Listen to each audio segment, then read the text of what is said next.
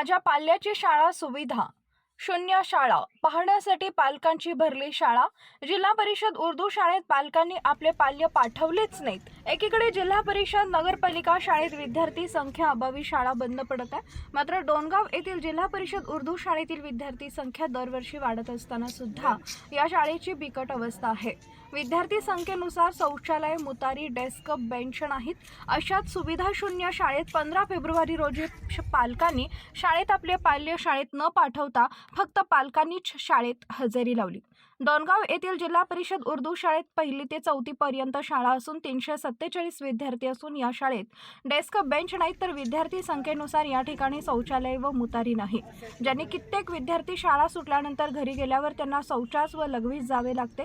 Desk, bench सारख्या सुविधा नसल्याने बालमनावर त्यांचे परिणाम होऊन त्यांची कुचंबणा होत आहे। त्यांना वाटते की आपला पालक आर्थिक परिस्थितीत नसल्याने आपल्या चांगल्या सुविधा असणाऱ्या शाळेत शिकवू शकत नाही। या कुचंबनेला पाहता 15 फेब्रुवारी रोजी शाळा बंद आंदोलन करून आपल्या पाल्यांना शाळेत पाठवलं नाही, तर शाळा ज्याने त्यांनी शाळेत हजेरी लावली। आपला विदर्भ लाईव्ह ब्युरो रिपोर्ट। लिखने के लिए डेस्क बेंच नहीं है, मूत्री घर नहीं है, पीने के लिए पानी साफ नहीं है, इसलिए मैं यहाँ पे आंदोलन के लिए बैठा हूँ। ये लिखने के लिए डेस्क बेंच नहीं है। पालक आहे, इथं डेस्क बेंच नाही, अजून दुसरी काही मूत्री घर नाही, संडास बाथरूम नाही, काही सुविधा नसल्यामुळं आम्ही सगळे इथं संतपले बसले। मीर शाह अजीज शाह, मी एक पालक असून जिल्हा परिषद उर्दू शाळा डोणगाव येथे माझ्या 2 अपत्य शाळेत शिकत आहे।